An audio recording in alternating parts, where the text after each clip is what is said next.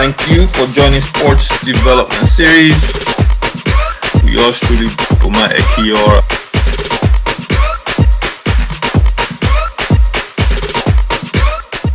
Our Sportdev series is sponsored by Arewa Baobab Fruit Powder, one of the most nutritious substances on the planet. Get your Baobab Fruit Powder from arewabaobab.com.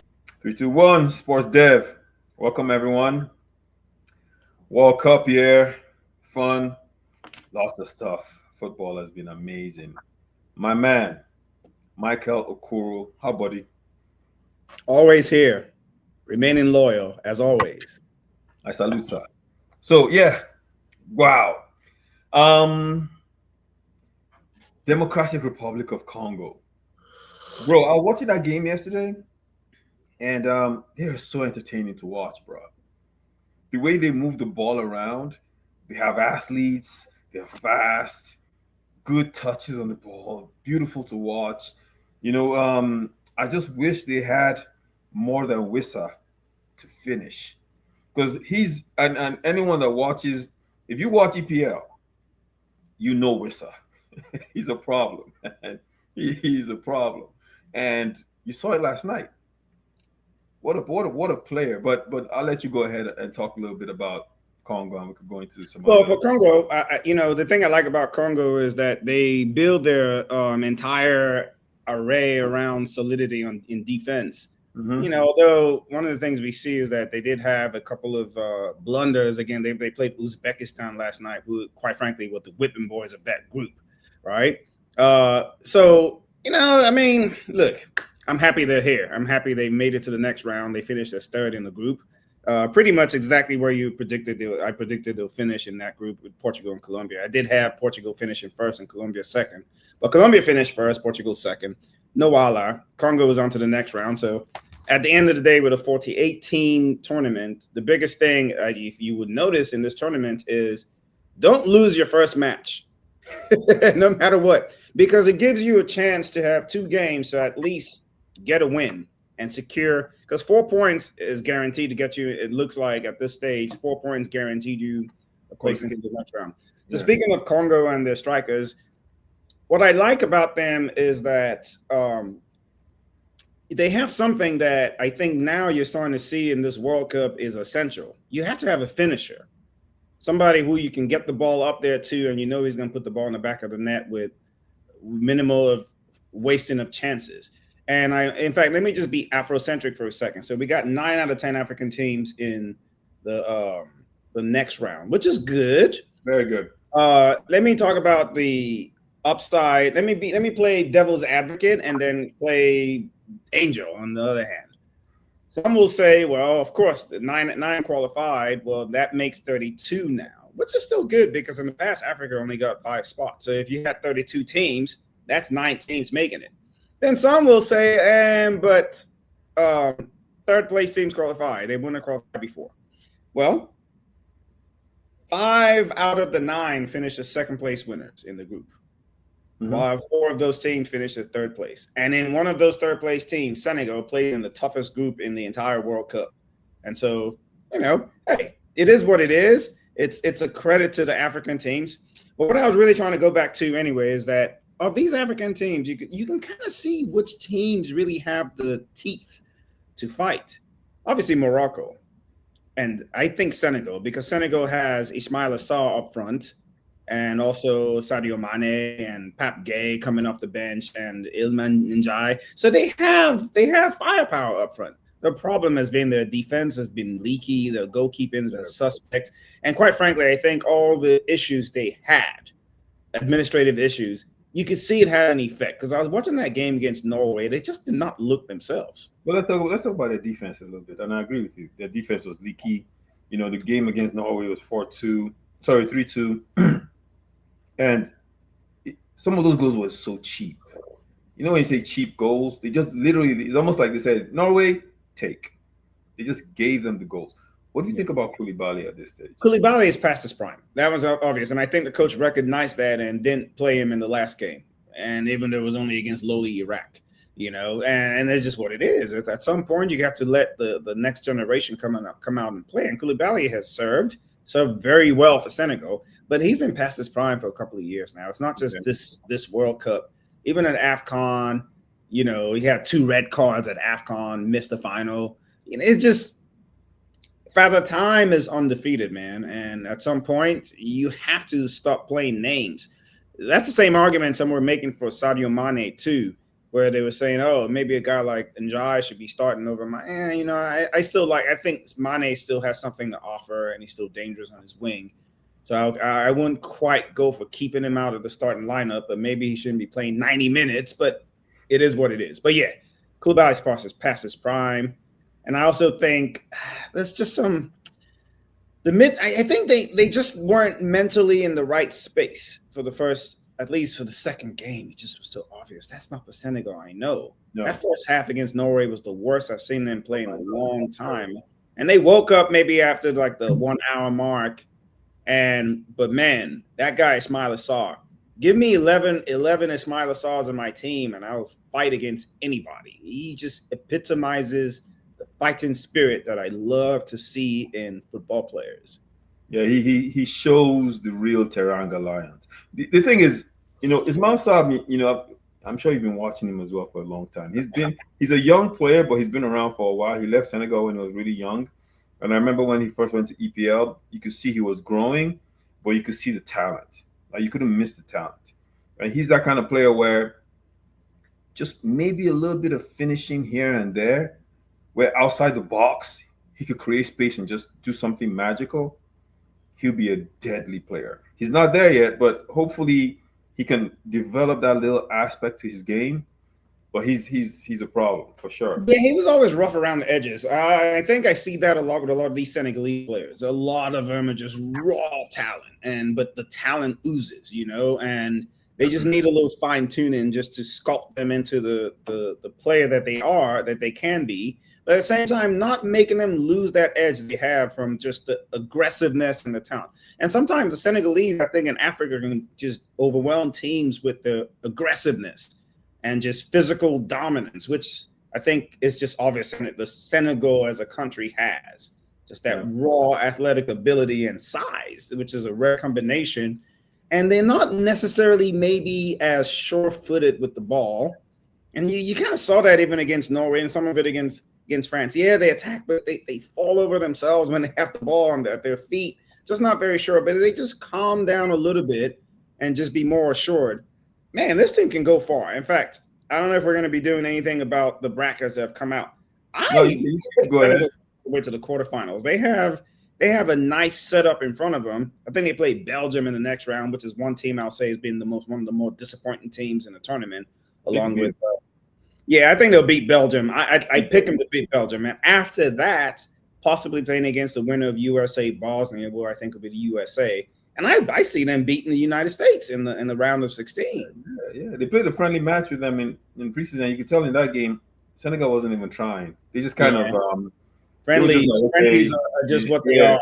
Friendly. We'll just play this game and kind of get through it. Like the Americans came to play.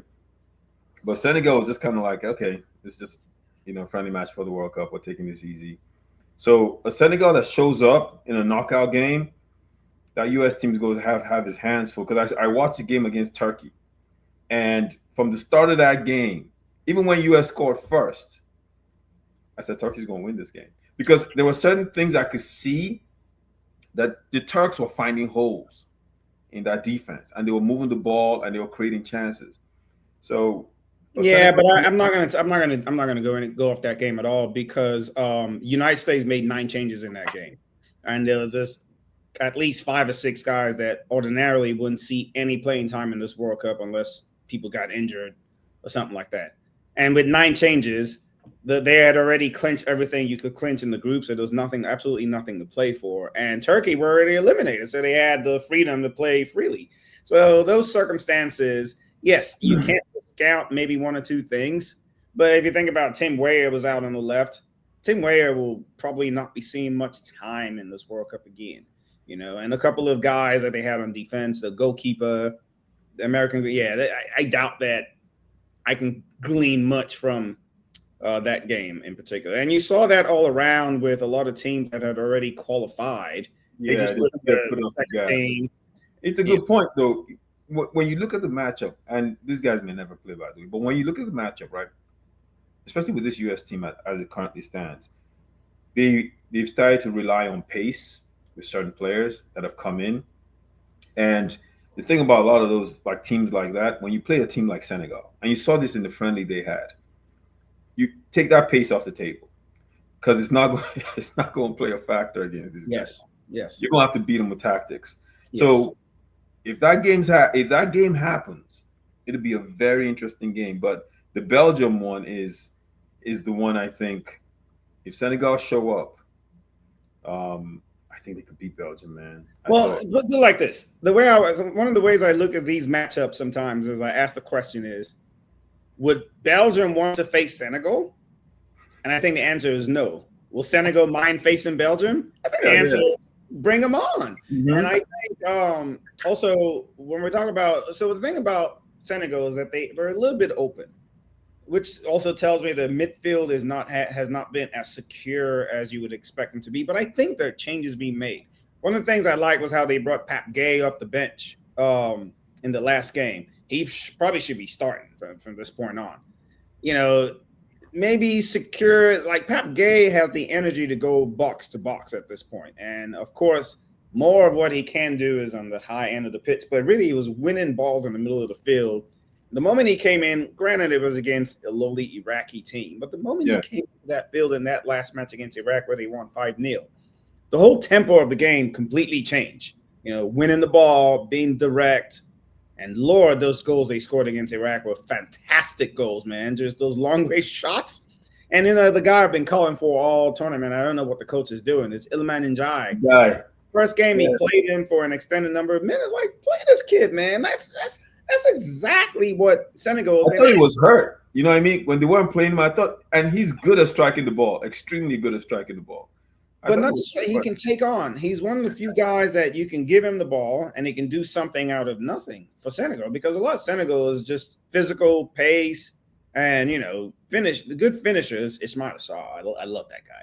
But look, I think Senegal, the way the bracket is set up in the quarterfinals, if things go according to form, so Spain plays Austria in the round of 32, you expect Spain to win. Portugal plays Croatia. That could be anybody's game, right? Because the way Portugal's been playing right now, and I did predict that in the last session we did, where Portugal's problem is that something up front, number 9 up front, Cristiano Ronaldo, is just not it. You know, I know he scored 2 goals against the. How dare you? That is blasphemy. Yeah, it's showing he's lost that extra. I mean, I'm not saying anything that is like news here. Portugal, Ronaldo's 40. You're right. That extra yard of pace. He doesn't do anything outside the 18-yard box, pretty much. His job is to finish. And if they can't get him the ball, he can't do anything. But I'm thinking Portugal will play Spain in the round of 16, the way they're set up. I actually picked Portugal to win that game because Spain themselves have not impressed me at all. And again, another one of those predictions I made in the last session, where the fact that they have their best players injured coming into the tournament means that they will not be in top form heading into this tournament. And kind of what we've seen, Lamine Yamal not really done much. Nico Williams got injured in the last. Let me ask you this though, before you continue. Yeah. Do you think that we give a lot of these teams too much respect? And I say this when you look at the game like Cote d'Ivoire, Germany. You know, you and I were chatting when that game was going on, but Cote d'Ivoire should have won that game, right? Do you think they give these teams too much respect? Like these teams that have, you know, the history, the great leagues, they won World Cups before. I mean, if they play them with confidence and just say, I'm not going to respect you because you're Germany. You know, what do you think? Well, it actually alludes to the point I was trying to make with Senegal to start with. I don't know if I actually made that clear. It really, with Congo and Senegal, it starts with, do you have finishers? If you have no finishers in this World Cup, it's shown that at best you could hope for is a 0-0 game. And that's what Ghana did against England. They executed to perfection. That's what Cape Verde did against Spain. They executed to perfection. But if you open up against these teams, and to answer your question, absolutely, we do give a lot of more respect in some instances than is required. But the problem is, if you're going to go toe to toe with these guys, then you have to bring real arsenal to the battle. You can't come with a blunted attack. Cote d'Ivoire against Germany. Why didn't they win that match? Their finishing was atrocious. The one chance that was made perfectly for Solomon Adingra at the very end of the match, where all he had to do was one-time shoot, and he tried to take God knows what the heck he was trying to do. But again, you miss those kind of chances, and more often than not, these professionals are going to make you pay. Yeah. Senegal can overcome that because they have attack. Congo looks like they have a chance. They have a fighting chance. What's the other? Morocco seems like they can attack you and they can score, and they're confident they can score against you. So Morocco doesn't come out and sit back. Morocco, did you see Morocco against Brazil? Did that look like a team that was showing Brazil so much respect? They didn't give respect to Brazil at all. In fact, they should have won that game. You know what I mean? I mean, it was a draw, but they came out to play. They didn't sit back.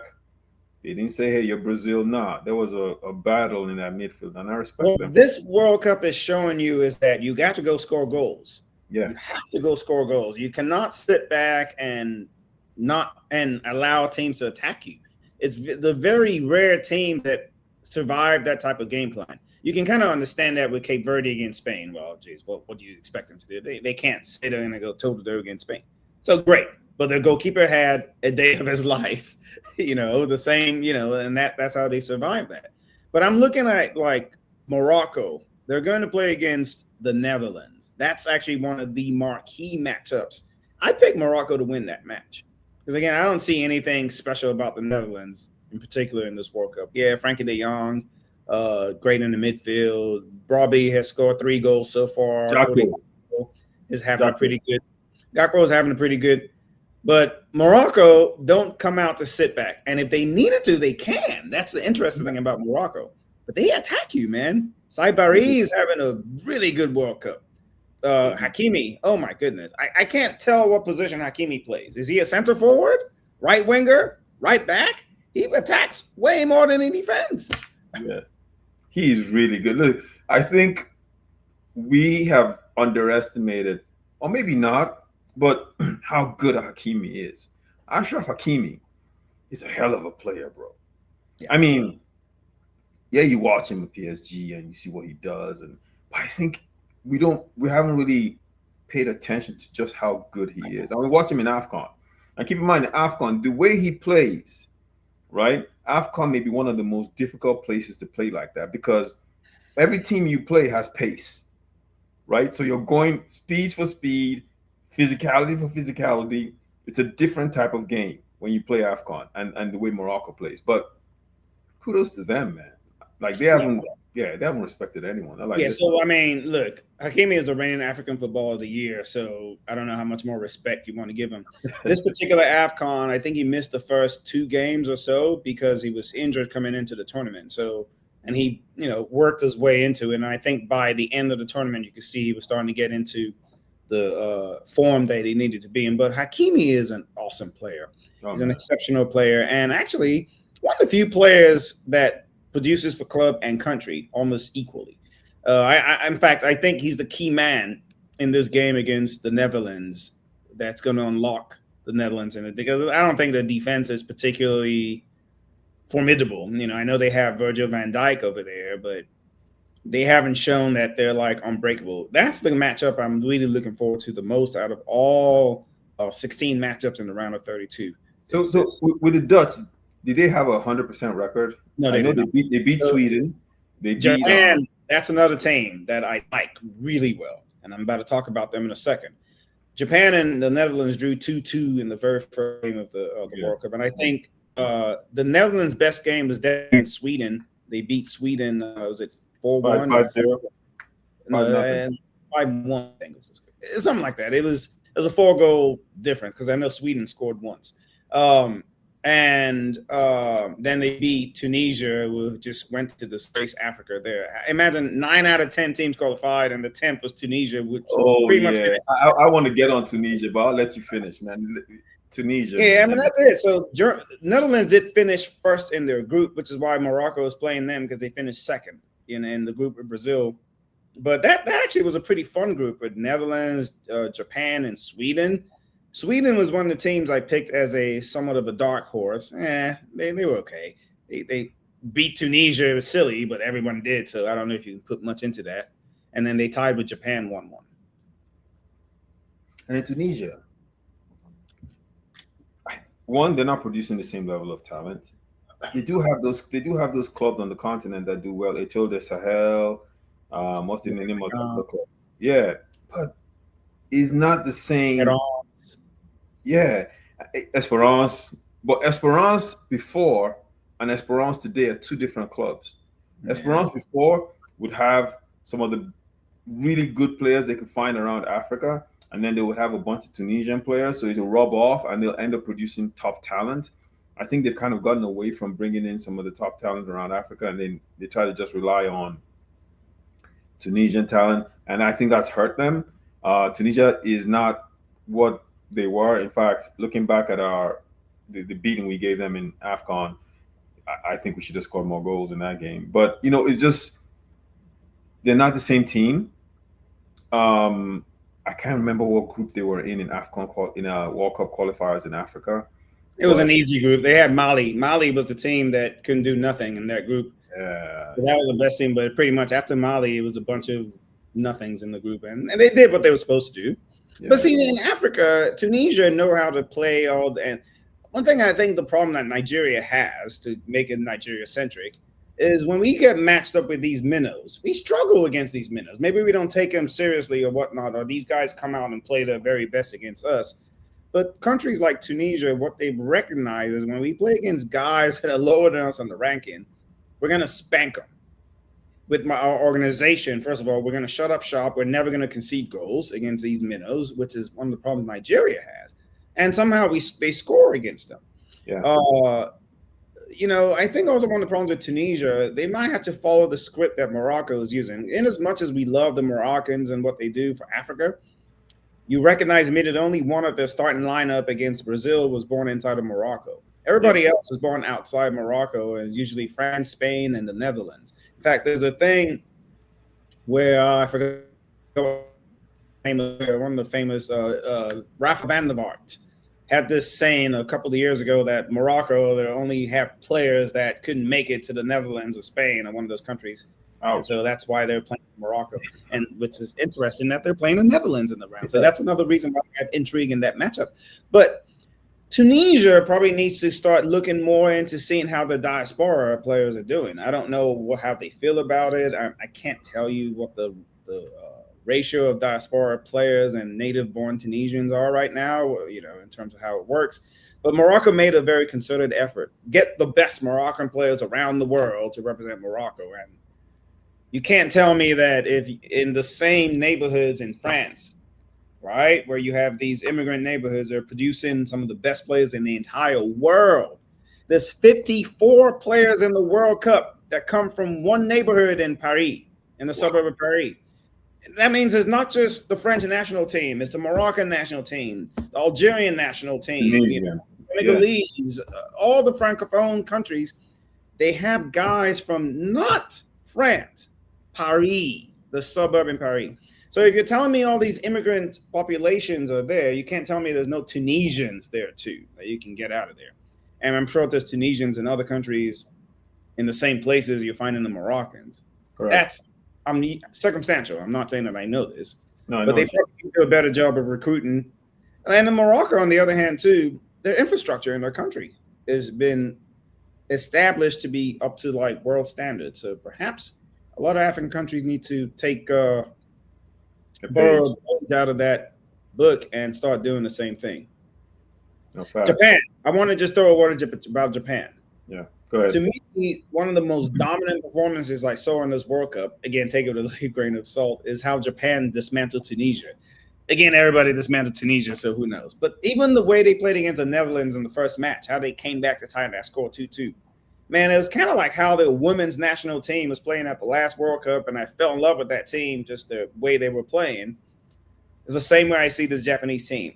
Japan historically has always suffered when they come against more physical countries, but really physicality in terms of like height and things of that and pace.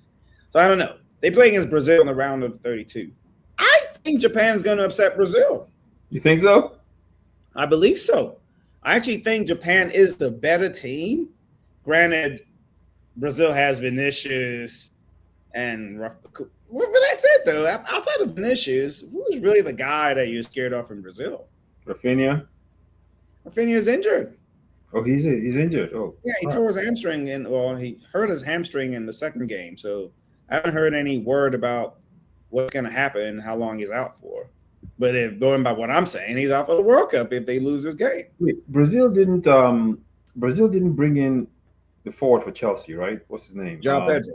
João Pedro. They didn't invite him, did they? Nope. They invited Neymar instead. Neymar is there. Crap. He finally got some playing time against not Haiti, against Scotland, which is on the same level as Haiti, if you ask me. But Brazil didn't really impress me. I give them credit; they did look like they improved as the games went on. But I also think the toughest game was game 1 against Morocco. In fact, what I would love to see, just to rate Brazil properly, is see them play maybe Haiti in the first game, Scotland in the second game, Morocco in the third game. Yeah. Give me a better idea, barometer of how they are progressing. Because like you said, Morocco totally outplayed Brazil in that first half. The second half was a little more balanced, but I still felt like they should have won that match. Against Haiti, what do you think was going to happen? Of course, Brazil can send their third team and beat Haiti by the same score. But I noticed something in that game against Haiti, right? That Ancelotti did. First half, they came in, decimated Haiti, scored all the goals. Everything was looking pretty. Second half came, and Ancelotti, you could tell. He just said, "We've done what we." It's almost like he said, "We've done what we needed to do. We're just going to shut the game down." And he just pulled out certain people, put in different personnel, and just you almost see it in their demeanor, like, we got bigger games to play. We're going to just shut this down. And they did. And which is smart. Yeah, which is smart, right? But because to win this World Cup, you need to win. You need to play 8 games. Yeah. And I think Japan will be a test. We'll get to see whether Brazil can elevate its game based on the competition. Because we saw the Moroccan game. That's the toughest team they've played so far. They didn't really get tested in the prelims. So, now they get to play a team that's played tough teams coming into this round. And we get to see whether or not Brazil has the goods. It'll be interesting. Yeah, what I would like for Japan to do is not just sit back. I would like for them to actually come out and play. Yeah, it might also mean they're undoing. But I think if you sit back, then you give Brazil the impetus. But if you actually come out to play, then you see what Brazil has to offer. Because I think the midfield of Brazil is just old and leggy, right? Yeah. The best player that I've seen in the midfield is the gentleman from that played for Newcastle. Oh, geez, Alzheimer. The three, they have Casemiro, and then they have the guy that used to play for West Ham, and then the guy that plays for Newcastle. And I don't know why, as we're sitting here, I can't remember. I know their names are in my head, but I can't remember. I can see their faces. I know who you're talking about. But the guy from Newcastle, he's been the one that has actually stepped up a little bit more and been, I wouldn't quite say creative, but he's been given the better passes. Mm-hmm. While Casemiro at times has looked old, at least when I think of when playing against Morocco. By the way, we can't talk about Morocco without talking about that 18-year-old kid in the midfield. I don't know if you've been watching. That plays for Lille. That he's bought the midfield against Brazil. And when they played Scotland, he made Scotland look ordinary, which they are too. I think they kept him out of the third game, which just shows you how important he is, because they knew they were going to win that game, and they let what's his name play in the midfield instead. But yeah, Casemiro. The player in Newcastle, are you talking about Bruno Guimaraes? Of course, I remember his name as soon as you were going to remember his name. Bruno Guimaraes, and then the other guy that he used to play for West Ham and then moved halfway through the season, moved back to Brazil. Joelinton? Not Joelinton. Joelinton is still in England. The one that got indicted for gambling. So actually, that's one of the reasons why he was saying it was too much for him. He got found not guilty eventually, but almost a whole season went by where they were investigating him for gambling on soccer. And I could see his face. Mm-hmm. but old age is starting to catch up. CTE. Anyways, huh? CTE. CTE. Get your head playing football. But yeah, again, maybe going on a limb. Ordinarily, Brazil should beat Japan, but this Brazil team doesn't scare me. They shouldn't scare Japan. We've seen better Brazilian teams. We've seen a lot more. What do you make of this thing with Bastian Schweinsteiger saying that African football is wild and unpredictable, and they're making it out to be that it's a racial thing, that he shouldn't have made that comment. And the coach from Cote d'Ivoire actually came out and said that why would he make that comment, that that has racial undertones to it, in describing the way they play as wild and unpredictable. And he kind of said, what he said was, oh, Cote d'Ivoire came out to play African football, which can be wild and unpredictable. What do you think? Yeah, I think that's something that maybe Sebastian Schweinsteiger, in hindsight, will probably not say. Do I think it's that let me say this from an individual standpoint. Do I think Bastian Schweinsteiger is racist? I don't know. I don't know what's in his heart. I don't. If you had to ask me, I would say he probably wasn't coming from a racist point of view. However, he's playing on old stereotypes, which honestly diminishes the skill and intelligence of the Ivorian team and a lot of African teams. African football, definitely, I think Mikel Obi even said something to that nature. Yes, we're more athletic. We definitely play with a little bit more athleticism and pace, but there's a lot of intelligence to our play. There's a lot of tactical intelligence to our play. Perhaps this might have been true in the past, where a lot of these countries just came in and, didn't have the same tactical nous. When I watch these teams, I can't say that these teams are playing wild and unpredictable. In fact, the unpredictability was I'll use sometimes to get. I wish there was more unpredictability with these teams, but they're very predictable. Cote d'Ivoire, for example, we know they're trying to get the ball to Diomande, which I was gonna get to Ivory Coast. That kid has earned himself a lot of money. I love that kid, man. Diomande is a savage. I mean, he's just hell of a player. Too bad Ivorians have no center forward that can put the ball in the back of the net. That's what they're missing. This is why that's going to be their undoing. They play against Norway in the round of 32, and I don't see them progressing past the Norwegians. Norwegians, you're seeing, what do they really have? Their defense is not that good. The midfield is but they got two guys that can put the ball in the back of the net. One that's probably the best at doing it in the world, in Erling Haaland, and the other guy that plays for Madrid. I'm sorry, what'd you say? Oh, I thought you were talking about Odegaard. No, Odegaard. Odegaard is in the midfield. Odegaard is all right. He's all right. I mean, didn't he scored against Senegal, didn't he? Odegaard did? Yeah. I don't know. I know. Remember that goal where they had the counter? Senegal lost the ball in the Norwegian half, and they just kind of walked. Senegal that day was rubbish, man. Up to that point, up to that third goal, they were absolutely rubbish. And then once they realized, oh, we need to pick this up, they started playing well. But yes, Cote d'Ivoire, again, Diomande has been a star. I think Nicolas Pepe has actually played pretty well. Their wingers have done okay. Ivorians, though, man, they've often not made the right decisions in the last third. And I think some of that has to do with the fact they don't really have a real established center forward that's the focus of the offense, of the attack, So a lot of times to see they make the indecision. Some of it is inexperience, maybe. Some of it is just maybe they're just not at an elite level. They're not really elite. Yeah. However, what was that player that scored the final goal against us at AFCON? He wasn't called up. He wasn't called up for this. Something Hall. You talking? He plays in Germany. I think he had some cancer, some testicular cancer. Yeah, has some health. And I think he's been a little bit in decline. Even in that game against Nigeria, I don't know that he started. Sebastian Haller. Yeah. Sebastian Haller. Yeah. Yeah. I don't think he started that game and then came up the bench. But ever since then, it's just kind of been fading away from the Ivorian team. And they don't have any recognized center forward. No, they don't. That's been how you have that in the World Cup. Anyway, nothing wild or crazy about any of the African teams. You look at Cape Verde.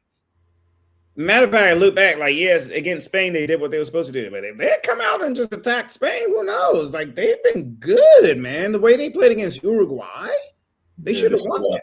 Yeah. And even against their last match against Saudi Arabia, they missed plenty of chances. Again, they don't really have no real center forward either, but they play attractive football. Bro, looking at all these teams with the lack of center forwards, I was just watching and thinking to myself, I would kill to see Osimhen in this tournament, man. Can you imagine a Victor Osimhen in this tournament playing with Ademola Lookman? And Oh man, that would have been. And he steps up for games like these. This is his thing. This is like, okay, lights are on. I'm going to show up. Oh man, he hurt me, man.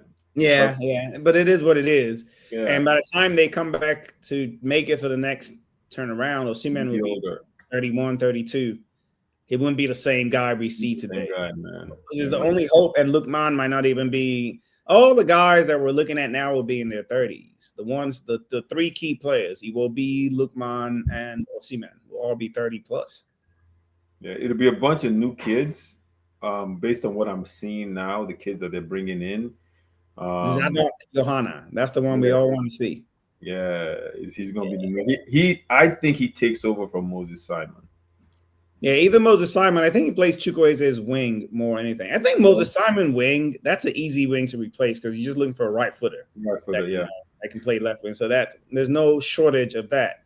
It's the left footer that can cut in. That's the one that's always, if you get that special guy, then you unlock your team. Yeah, it'd be interesting to see. Definitely, they had a plan for the next World Cup. But yeah, this generation, these set of players, hopefully we get to the next World Cup. We're not going to see them. Even Okoro Adams, he's not going to be there. I think he might be. Okoro is still young enough. I think he's 26? Yeah. 25. Okoro Adams is young enough that I think. Well, look, if he's not there, then Benjamin Frederick for sure. You're going to see people like Benjamin Fredericks. Yeah. You'll see, those guys. Yeah, look, even if Okoro Adams is not there, then we'll have somebody better than him. That's the hope, right? Because one thing's for sure, we're going to need a younger deputy to Victor Osimhen, right? Because the style we're projecting so far ahead, 4 years from now, who knows who the coach would be? But the style that's shown that works is that we got to be a pressing team. Yeah. And when you have a pressing team, you can't have old legs being pressers. We're seeing that with Portugal, right?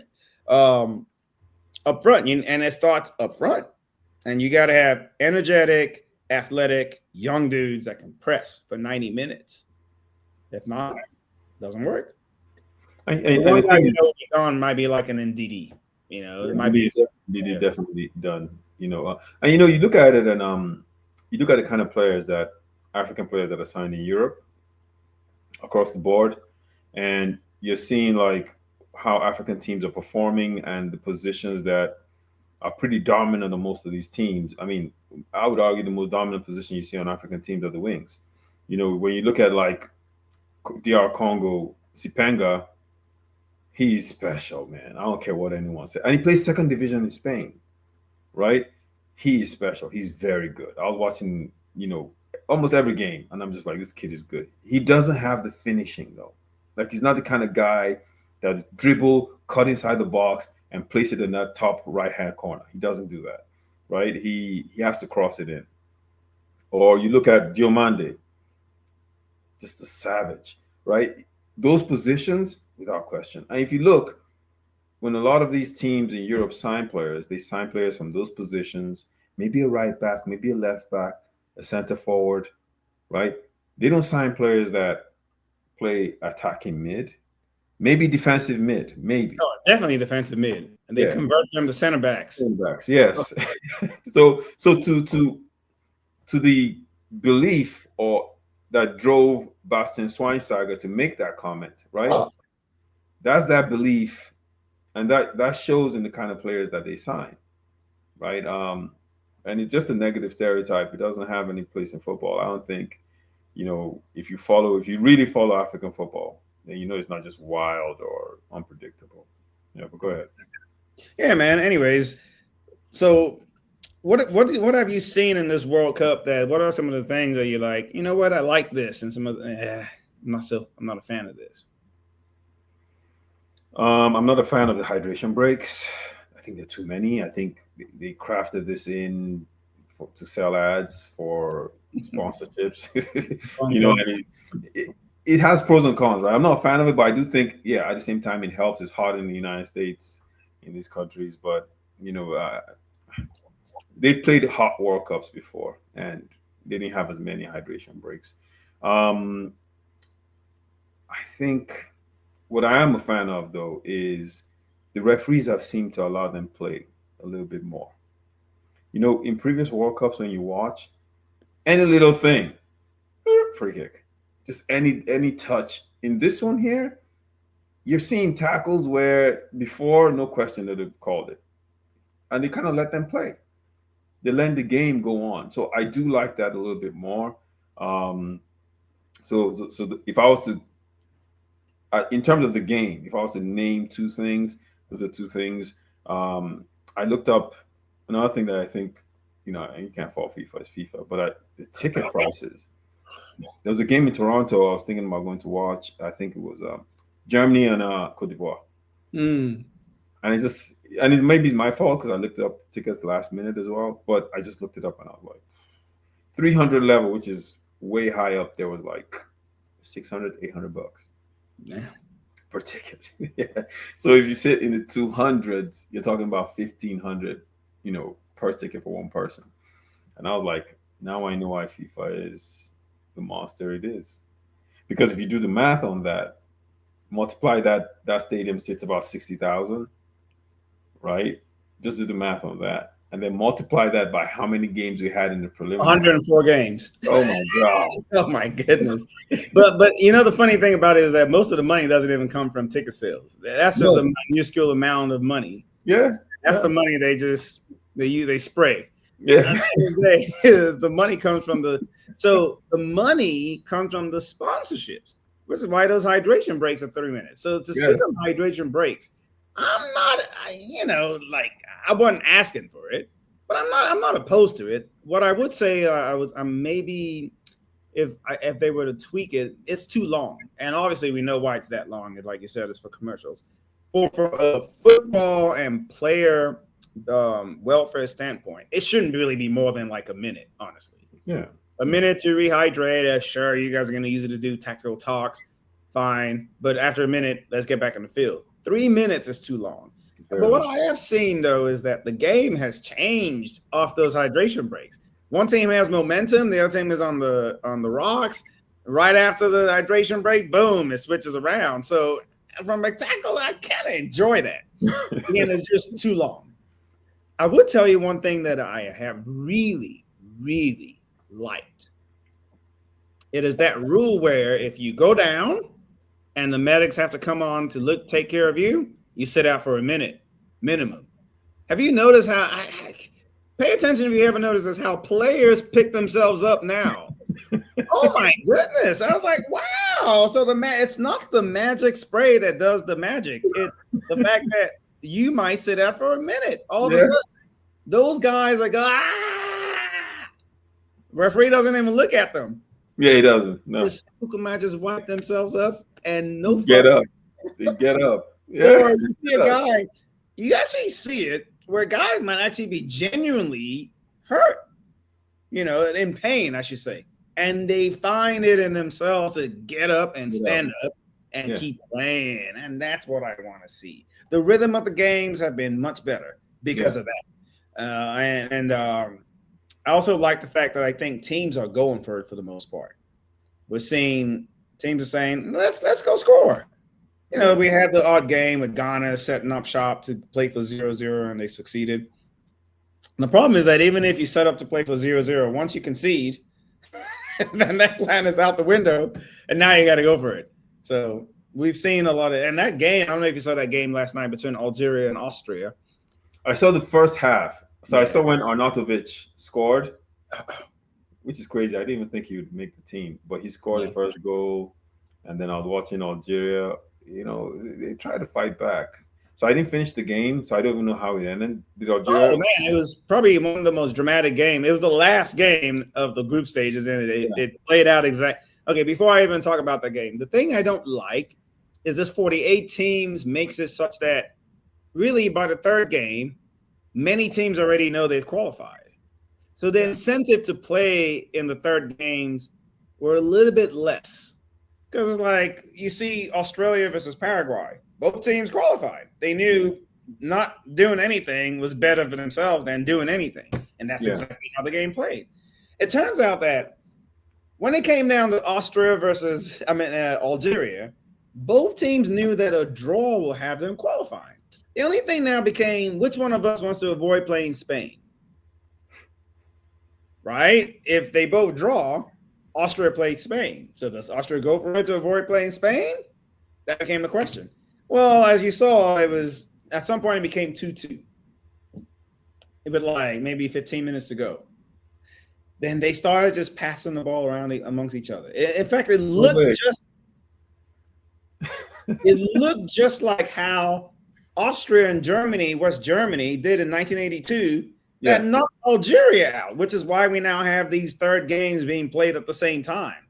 Wow. So the irony of it all was everyone was talking about, hey, maybe this is Algeria's chance to exact revenge from 44 years ago when they were knocked out because West Germany and Austria just basically decided that we don't have to play soccer and we both qualify and Algeria gets knocked out. Wow. Well, except for the fact that Riyad Mahrez, somebody didn't tell him, he went ahead and scored. So it was 3-2. Austria were on their way out, and Iran, who was sitting at home from yesterday, were about to qualify for the next round. Austria was about to be knocked out of the World Cup. Oh, my God. And with those last 5 minutes, come see Body. Those guys put in work. They attacked with everything they had, man. It was wave of chance after, and the last second they scored. No way. So Iran, for about a couple minutes, thought they were in the next rounds. Now they go home. They're out, and Austria is the last team. But see, again, so when you have those last games, only 12 teams got eliminated in the 48-team tournament. It kind of makes the last games for a lot of teams not really consequential, right? The only thing maybe they were playing some teams, I want to finish first. Norway sent out a second team against France when they qualified, but they were not. They had first place to play for. They said screw first place. So I think maybe FIFA needs to come up with a different format for the World Cup. And I was thinking about something like perhaps a knockout in the first round of games, so then it brings it to 32 teams, right? Where it's like, okay, 48 teams qualify, but there's 24 teams play against each other. 24 teams are in the group stage. They put them in the groups. Then the remaining 24 play for the right to make it to the group stage, right? One knockout game. Granted, yes, I'm sure FIFA will say no to that because it'll be less games, less money. But then you qualify for the group. You win, you're in. You lose, you're out. So you can only play one game if you lose. I don't know how that's going to sit. But I feel like it will maintain the integrity of competition because, man, I remember those last group games when you don't know you can finish first or last based on whatever was second through fourth. You play hard to qualify. Everybody's playing hard in the last game, and we didn't see that in this setup.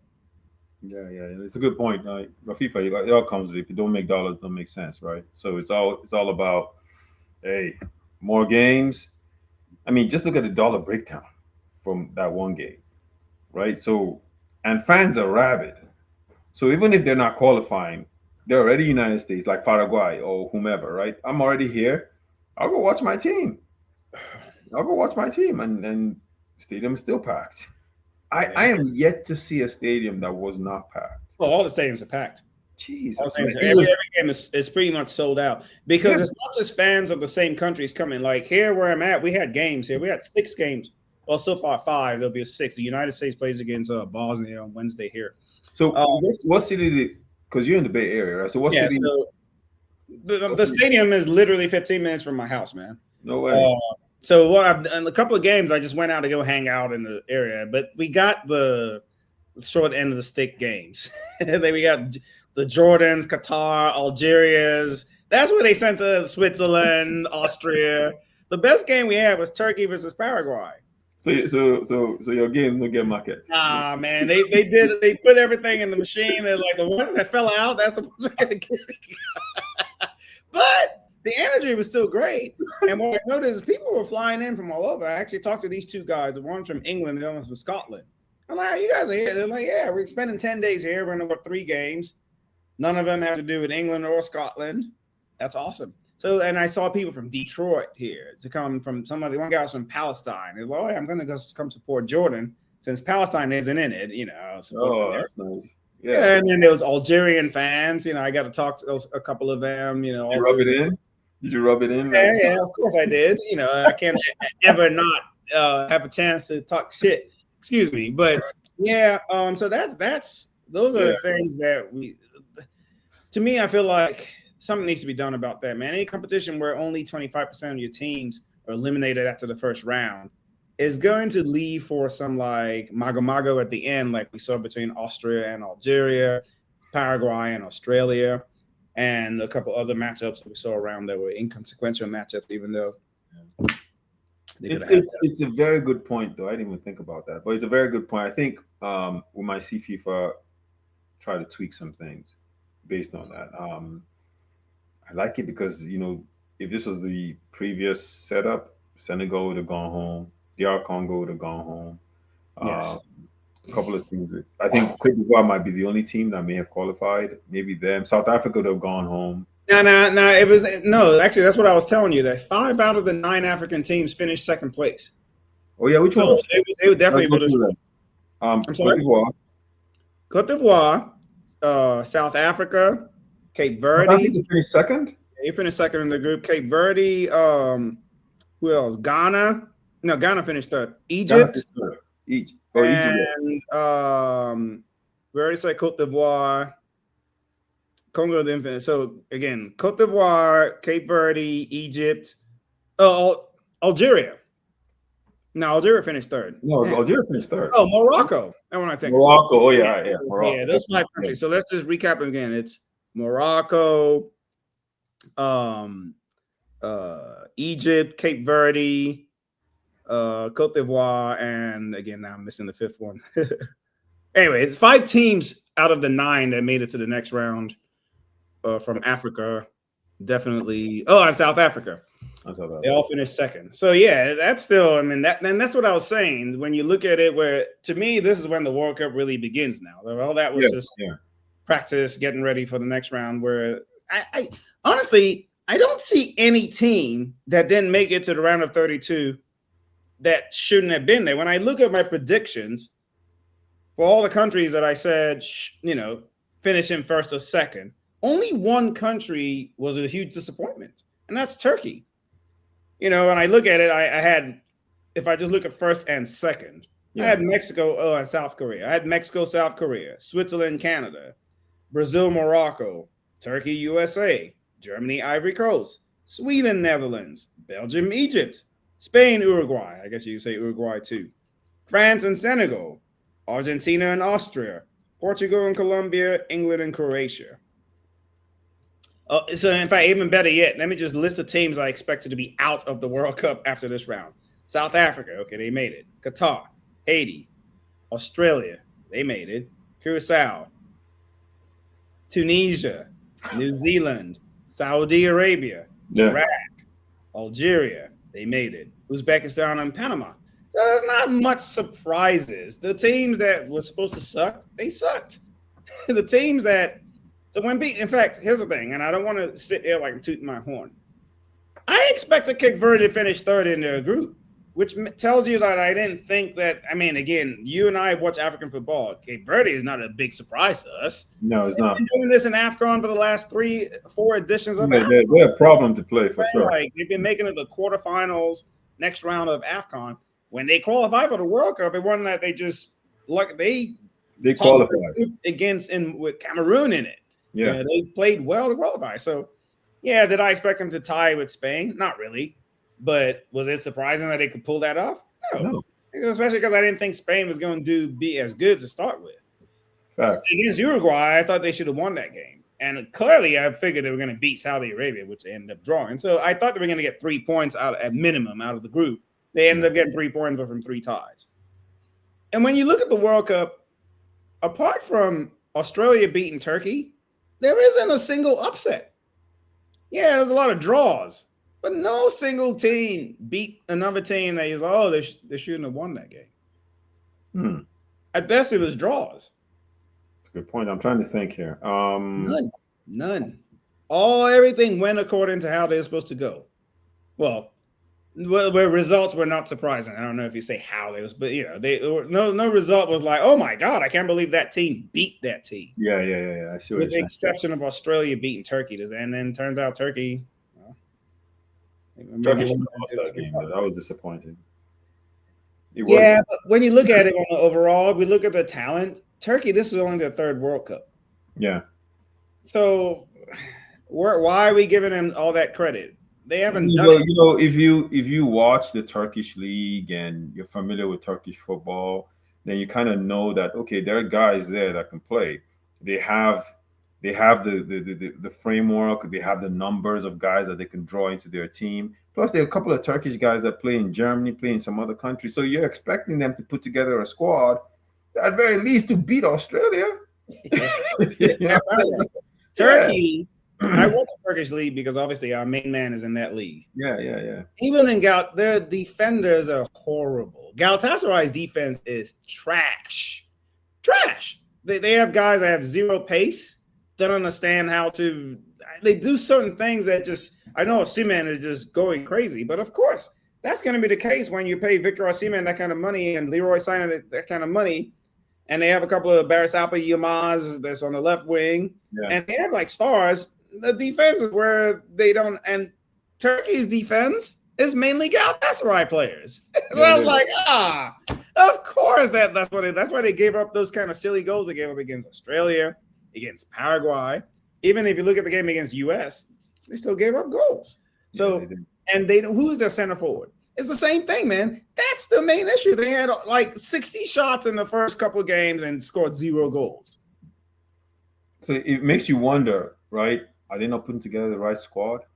Are they not? No, it's not about that. It's just do they not have the pool of players to pull from? They don't have the pool of players like we think they do. They have a star here, a star there, because they have some good players, man. Let's not. Yildiz that plays in Italy is a good player. Juventus. Obviously, Arda Güler that plays for Real Madrid. He's young, but he's up and coming. He played a good role this past season for Real. He played for Real, and ain't enough said. And Yilmaz that plays for Galatasaray, but he didn't have a good World Cup. But really, at the end of the day, like again, who is their center? You don't have a center forward in this World Cup, man. You will suffer. That's what's being shown straight up. A lot of Galatasaray is in trouble against Argentina, man. Cape Verde is not in trouble, bro. Cape Verde, they've won already. At this point, those guys are happy to be on the same field as Messi. They'll be shaking his hands. Those guys are going to go taking autographs. But don't write them off, fool. Yeah, no, I know. Argentina is one Messi injury from being ordinary. You know, which is shocking though. Speaking of Argentina, right?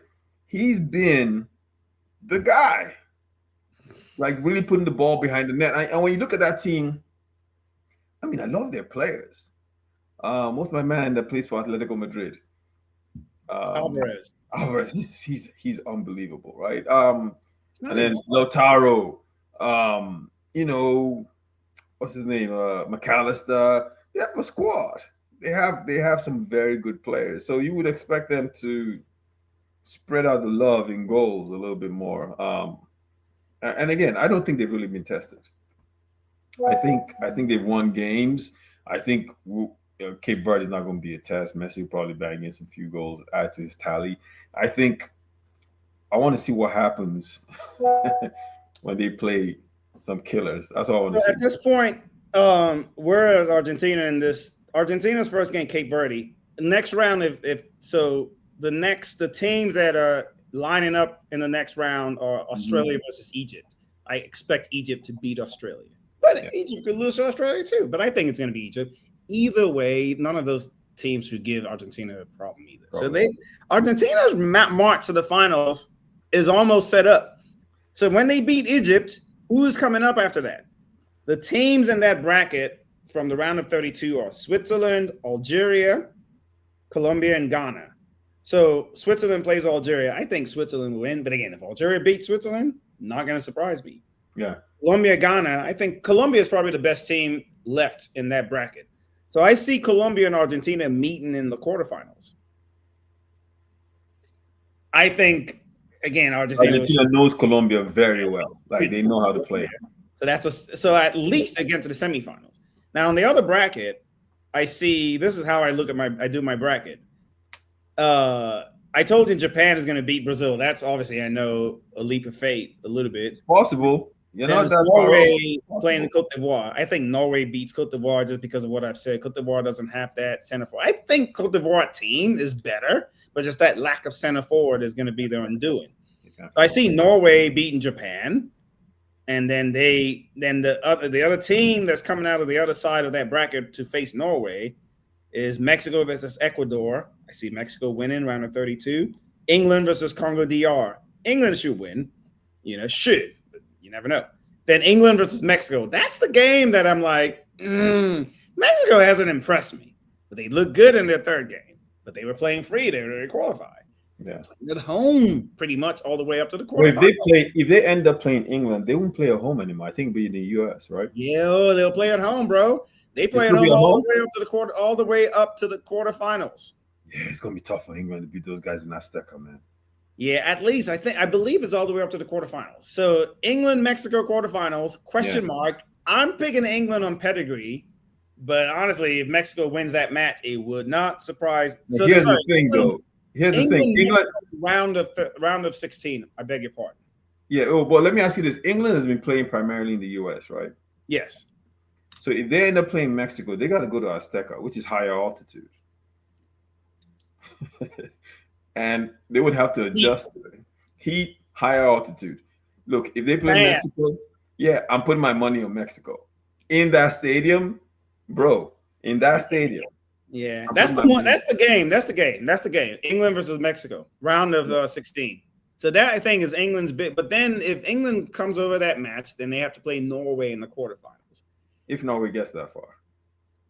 Oh, I think they'll get that far. I think they beat Cote d'Ivoire, and I think if they face Japan, they beat Japan. If it's Brazil, Norway faces, I think they can beat Brazil too.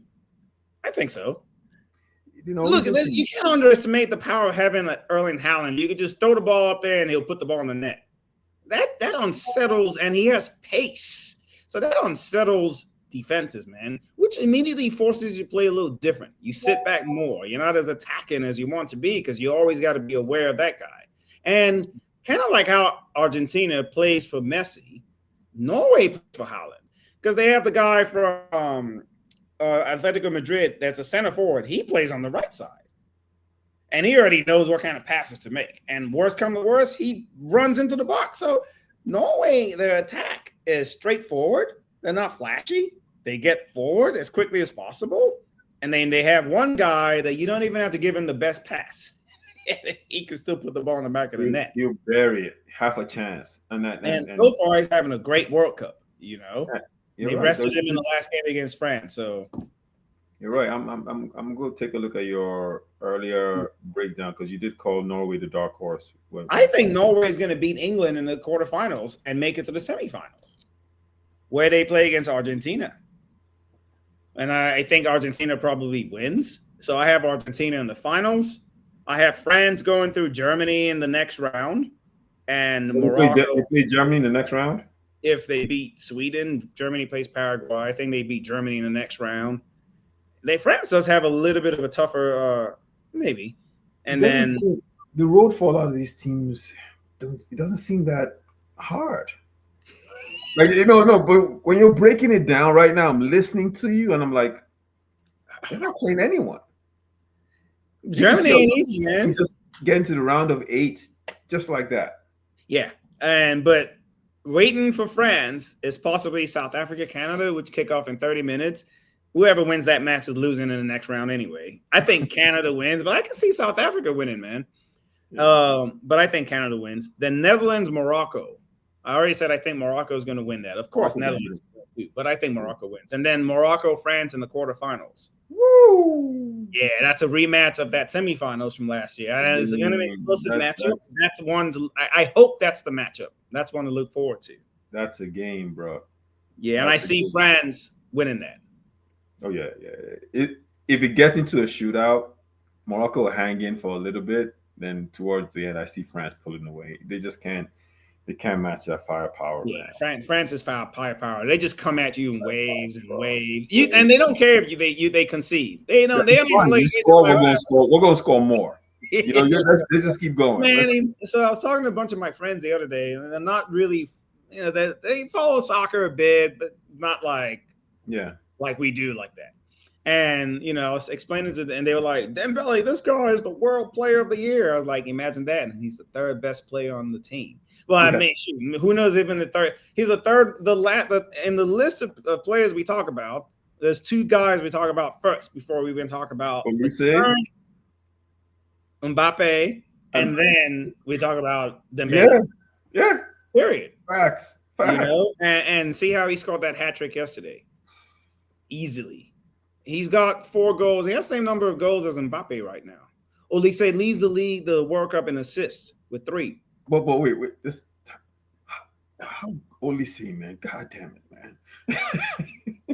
Look, I used to watch him a lot at Crystal Palace. And at Crystal Palace, I used to say, this kid is unbelievable. How he ended up at Crystal Palace, another bigger club, is the question I'm trying to figure out now. And think about it, he started from Reading. Yeah. So that means he was ignored as a younger player. Some knucklehead ignored his talent. Yeah, he was in France, then came over. I know Reading was very, and the funny thing is, since then, a lot of Nigerians were talking about him. Like, even when he was in lower divisions, like, hey, we need to get this guy. He's a baller. He was good. We tried. We tried. Those kind of guys, they know their value, man. Oh my God, he's and then we've constantly watched him get better. Like the player at Reading, then we saw a different, higher version at Crystal Palace. And at Crystal Palace, I used to just be like, this guy is just unreal. And then we just saw him constant. And now he goes to Bayern, and we're seeing just the absolute best. And he's only getting better. The guy that really disappointed me, though, was a Bereciese, man. I thought he was going to vault up to. He seemed to have plateaued. Well, let me talk about England, bro. Something going on there, man. How you starting? What's his name? Gordon over Bukayo Saka. So Saka's case because of Saka's injury from doing. Yeah, injury. Yeah. He has an Achilles thing. He's managing. So I don't mind how they did that. This is one of the things about the 2018 World Cup for these big teams. They know they can kind of slow play it because they know the real games really start now. Yeah, and I don't mind that at all, where you kind of like warm into the tournament. It's not the team that comes out and wins 5-0 on day one that's going to win the World Cup. It's typically the team that draws 0-0, 1-1, and then struggles and builds their way in tournament. It's 8 games to play in the finals. It's not easy, man. However, with Saka being injured, I think that's why they have Noni Madueke on the team. Madueke, by the way, is a useless player, man. I would say he's useless, right? He's useless. He offers nothing. He used to be a Chelsea, right? Offers nothing. He doesn't do anything. I could have said, I know his flaws. To be honest with you, I was surprised to see him start for England. I think he would have been better coming to play for us. But I was surprised to see him start. I don't even want him near Nigeria's team. I wouldn't want him anywhere in Nigeria. He's a useless. He doesn't do anything. Decision making, 0. Yeah. The dribbling he's supposed to dribble. How many dribbles has he done? And when he finally dribbles, he can't. There's no end product. No, he's not the kind of guy that every now and then he'll get a goal out of a dribble. Every now and then. But that's why when the chance came for him to go to Arsenal from Chelsea said, they were happy. They're like looking at Arsenal like, yeah, he could go. It's the same thing like how Gordon from Newcastle is in Barcelona now. When Barcelona sent that offer, Newcastle was like, really? Please. But dude, wait, let's talk about that. Doesn't that shock you though? How did Gordon end up at Barca? Sometimes I don't understand these. What are they watching? I mean, he's good. Don't get me wrong. I'd rather keep Rashford and take Gordon. Like, what the hell? Like, Rashford is a better option to me than Gordon. 100%. Because Gordon, that's an English media, man. They can overhype things, and usually the Spanish media doesn't fall for this. But somehow, Barcelona, not just any team, the indication that you've screwed up is when you offer an amount for a player and the team doesn't even negotiate with you; they just accept it immediately. Yeah, That tells you something right there. 80 million, whatever it was, 70 million. bro, that shocked me. When he used to play at Bournemouth, I used to say, "This kid is good. He got talent. He's good. He's good. He's good." But not Barcelona good. No, definitely not. Definitely not. Barcelona good. Hey, one last thing that I want to put out there, just to complete the whole. So I said right now I have France, Norway, Argentina in the semifinals. So I'm saying Argentina plays Norway. I actually have Portugal making it to the other semifinals. And I think it's more of a consequence of who they're playing. It's teams that they can play the slow, boring style with and beat. They play Croatia next. I think they should beat Croatia. Old, although if you saw the way Modric played the other yesterday, man, that guy at 40 years old is still an inspiration. Against a physical and fast Ghanaian team, so he still got something there. Yeah, he did. But Spain plays Austria in that bracket, which I expect Spain to beat Austria because Austria doesn't really offer much either. Yeah, Spain to beat. But now it becomes round of 16, Portugal and Spain. I'm taking Portugal. I think Portugal is more complete than Spain, and Portugal doesn't fear them at all. No, they know those guys too well. Yeah, they don't fear them. So that's how I was going to have Portugal playing against either the USA or Senegal. When I think I have Senegal in that bracket. Which, if I want to be bold, I'll go for Senegal. But I know, even though I like Senegal, they have enough limitations on their team that have seen I can't ignore. And so it looks like if Senegal gets past this round of 32, they play USA in the round of 16. Spain. The round of 16, yes. Senegal. They'll play USA. They play Spain in the round of 16. Spain in the round of 16. Yeah, so and then if they win the round of 16, the quarterfinals would be, I'm predicting Senegal, because Senegal is coming through Belgium first. Then they have to play the winner of USA Bosnia, which I think is USA. And then now USA Senegal round of 16. I think Senegal is going to beat the Americans. And so now it'll be Portugal Senegal for the quarterfinals. And I think Portugal wins that match just because Senegal seems not to be able to beat the big teams right now, the really big teams. But hey, could be Senegal. Senegal they need someone else scoring. That's the key, right? I think Ndai needs to be on the field, man. He has to be. If you watch him at Everton, you know he could finish. He has to be on the field. I think Mane needs to be more of a threat. I think he plays conservative too much. He's trying to find someone else. I don't know. We need the Mane that could do. I know he can't do what he used to do at Liverpool, but he scored a lot of goals at Liverpool. We need him to score goals in this tournament, man. We do, because if you have another threat, right, then your boy is going to get more chances to score. But if you're not presenting that other threat, then teams just say, okay, we're going to shut this guy down, and they can't score. Yeah. That is true. Yeah. Hopefully the Senegalese coach can see that. I did like the bold move by taking out Koulibaly. Hopefully we don't see him in the starting lineup again because, he's a disaster. And also the goalkeeper got injured Monday, and he also was error prone. I don't know what this new guy is, but hey, let's see what he has to offer. In any case, Portugal against France in the semifinals, where I have France winning. And so now it's France versus Senegal. France versus Argentina, a repeat of last year's. And rarely do you see the same team win the World Cup, man. So I think it's going to be France this time. I'm picking I'm picking France. I don't see anyone being able to stop that monster, man. And they have an all-star team, bro. You know what I mean? That French team. If Argentina plays them again in the final, it's going to be a totally different game, bro. I promise. I agree. It's going to be a different game. I agree. Argentina's not ready for this team, bro. And the thing about this team is, watch them in the knockout stage. They're going to play much better than they've ever played. That French team is a problem. It is. Yeah, man. We'll see, bro. But yeah, we got to do this again. We'll pick maybe after the round of 32. We'll come chop it up. and talk about Let's see how it goes. see how it goes, man. All right, y'all. Hey, thanks for joining. Much love, and we're out. Peace.